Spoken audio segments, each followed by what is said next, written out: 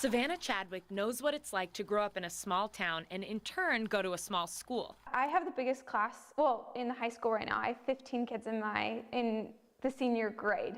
But even though her school is small, she knows there's unfortunately a big chance it won't be standing forever. It'd be crazy to think that in 100 years someone will walk through Colton High School and say, oh, this is where people used to go to school. And I mean, it's a big deal. I go to a tiny school, and not as small as this, but the same idea might happen someday. So I guess it's personal.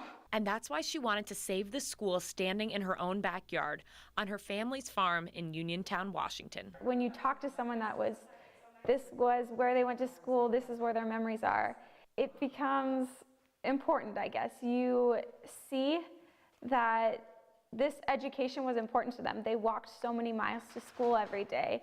And it was interesting and fascinating, and we wanted to find more, and I guess that's how it got sparked. You know, it's part of history. And Savannah's grandma, Barb Meyer, watched this 100-year-old schoolhouse deteriorate and weather over the years from her window.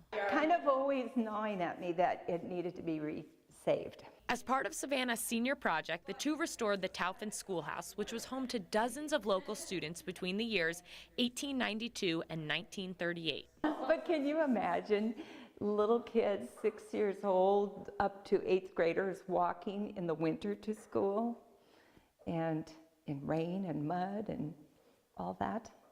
I just can't imagine. Savannah and Barb sifted through old records and interviewed former students to get a sense of what this school was like. A lot of people will think, oh, that was a lot of work for what? But it is part of our heritage here in southeastern Whitman County. And for these two women, this family affair of saving this school was a labor of love that now all of UnionTown can enjoy. I think it's my way of giving back to the community in a small way. I feel at peace when I come in here. It's like, finally, it's back together.